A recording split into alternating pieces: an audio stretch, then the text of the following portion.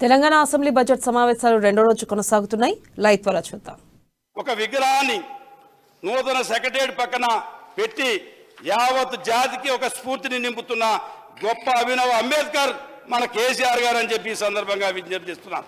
వారు తీసుకున్న స్ఫూర్తి కొద్ది నెలల్లోనే మరి ప్రశాంత్ రెడ్డి గారు, కొప్పులీశ్వర్ గారి పర్యవేక్షణలో ఈరోజు సెక్రటేరియట్ పక్కనే పెద్ద ఎత్తున అమలు కావటమే కాకుండా దేశానికి ఒక స్ఫూర్తిదాయకంగా నూతనంగా నిర్మిస్తున్న ఒక సెక్రటేరియట్కు భారతరత్న డాక్టర్ బాబాసాహెబ్ అంబేద్కర్ గారి యొక్క పేరుని పెట్టడం జరిగిందంటే వారి ఎంత స్ఫూర్తిని, రాజ్యాంగ స్ఫూర్తిని, దళితుల యొక్క ఆత్మగౌరవాన్ని పెంచే కార్యక్రమాన్ని చేయడం జరిగిందో యావత్ దేశం గమనిస్తుంది.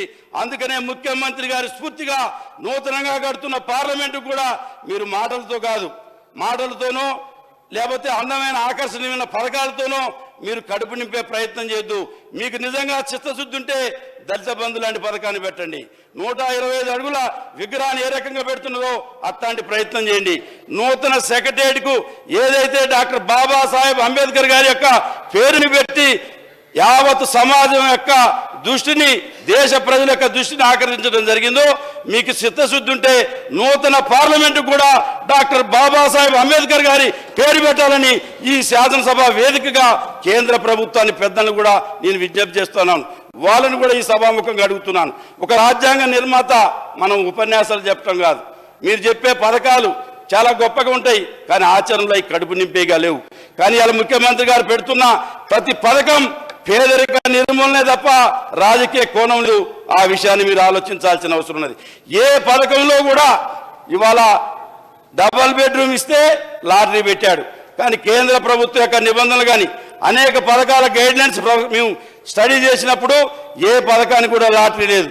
అంటే ఎమ్మెల్యేల జోక్యం వద్దు, పేదలకి నిర్భయంగా ఎట్లా జవాబుదారితనంతో అధికారులే డ్రా చేసే విధంగా డబుల్ బెడ్రూమ్ ఇవ్వాలని చెప్పి, కళ్యాణ లక్ష్మి పథకం వచ్చిందంటే పేదరికమే గీటురాగా పెట్టాలని చెప్పి, ఇలా రైతు బంధు వస్తుందంటే ఎమ్మెల్యేలు కాదు అకౌంట్లో నేరుగా డబ్బులు వేసే సిస్టాన్ని పెట్టి, అంటే అవినీతికి తావు లేకుండా ఈరోజు ముఖ్యమంత్రి గారు రాజకీయ కోణం లేకుండా మానవీయ కోణంతో పెడుతున్న ఈ పథకాలను యావత్ దేశం గమనిస్తుంది.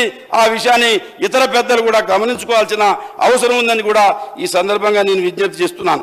అదేవిధంగా నేను ఈ సభా వేదిక ద్వారా విజ్ఞప్తి చేస్తున్నాను. ముఖ్యమంత్రి గారి స్ఫూర్తిని భారత ప్రభుత్వం తీసుకోవాలి. ఇవాళ ఏదైతే నూతనంగా పార్లమెంట్ కడుతున్నారో దానికి మీరు అంబేద్కర్ గారి పేరుని, ఒక రాజ్యాంగ నిర్మాత, గొప్ప మేధావి, ఆయన పుట్టింది దళితులు, ఆయన జాతి నాయకుడు, కుల నాయకుడు కాదు. అట్లాంటి గొప్ప మహానుభావుడి యొక్క స్ఫూర్తిని మీరు తీసుకొని దేశానికి మీరు ఆదర్శంగా ఉండకపోతే దేశ ప్రజలు చరిత్ర క్షమించదని చెప్పి కూడా ఈ సందర్భంగా విజ్ఞప్తి చేస్తున్నాను.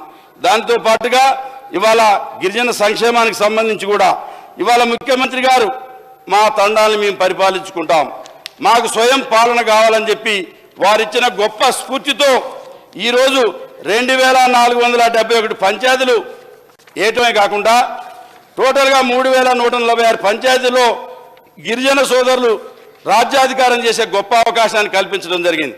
దాంతోపాటుగా గౌరవ ఎర్రబెల్లి దయాకర్ గారు కూడా ఈ మధ్య కాలంలోనే నూతన బిల్డింగ్స్కి, పంచాయతీ బిల్డింగ్స్కి నిధులు ఇవ్వటం జరిగింది. దాంతోపాటుగా మరి తెలంగాణ ఏర్పడిన తర్వాత గిరిజన జాతి జనాభా 10% ఉంది, తప్పనిసరిగా 6% నుంచి 10% రిజర్వేషన్ పెంచాలని చెప్పడమే కాదు, దానికి జీవో ఇచ్చి అమలు జరిగే విధంగా గిరిజనుల యొక్క జీవితాల్లో వెలుగులు నింపిన గొప్ప ముఖ్యమంత్రి మన కేసీఆర్ గారు అని చెప్పి ఈ సందర్భంగా విజ్ఞప్తి చేస్తున్నాను. అందుకనే కేంద్ర ప్రభుత్వం ఈరోజు మరి పెరుగుతున్న జనాభాకు అనుగుణంగా ఈరోజు రాజ్యాంగం కల్పించిన హక్కుల ప్రకారం ఎస్సీ ఎస్టీ జనాభాని దేశంలో పెరిగిన దాని ప్రకారం మీరు పార్లమెంట్లో మరి చట్టం చేసి ఈరోజు ఆ రోజున్న ఎస్సీ జనాభా కానీ ఈరోజు ఎస్సీ జనాభా పెరిగిపోయింది. ఎస్టీ జనాభా కూడా 6 నుంచి 10% ముఖ్యమంత్రి గారు ఏ రకంగానైతే పెట్టడం జరిగిందో ఈ ఎస్సీ జనాభా విషయంలో కూడా కేంద్ర ప్రభుత్వం అదే రకంగా ఆలోచించి ఒక నిర్ణయాన్ని తీసుకోవాలని చెప్పి కూడా ఈ సందర్భంగా విజ్ఞప్తి చేస్తున్నాను. అదేవిధంగా దాంతో పాటుగా ఈరోజు కళ్యాణ లక్ష్మి, షాదీ ముబారక్ పథకం కింద భారతదేశంలో ఎక్కడ లేని విధంగా 1,116 ఇస్తూ 12 లక్షల కుటుంబాలకు ఈరోజు సుమారు 10,000 కోట్ల రూపాయలు మరి పెళ్లిళ్ళు అయితేనే సహాయం చేయాలని ఆలోచన వచ్చిన గొప్ప ముఖ్యమంత్రి. ఆడపిల్ల పుడితే భారం కావద్దని చెప్పి ఈరోజు ఎస్సీ ఎస్టీలతో ప్రారంభించబడిన ఈ స్కీమ్ సమాజంలో నిరుపేదలందరికీ వర్తిస్తూ మరి భారతదేశంలోనే 12 లక్షల మంది పెళ్లిళ్ళైతే 10,000 కోట్ల రూపాయలు సహాయం చేసిన గొప్ప పథకం కళ్యాణ్ లక్ష్మి షాదీ ముబారక్ పథకం. ఇట్లాంటి పథకాన్ని మరి భారతదేశంలో మీరు ఎక్కడైనా అమలు చేశారా? ఎక్కడైనా చేయాలని ఆలోచన వచ్చిందా? గతంలో ఏ పాలకులకైనా ఇట్లాంటి గొప్ప మనసుందా? దయచేసి తెలంగాణ సమాజం ఆలోచించమని చెప్తా ఉన్నాను.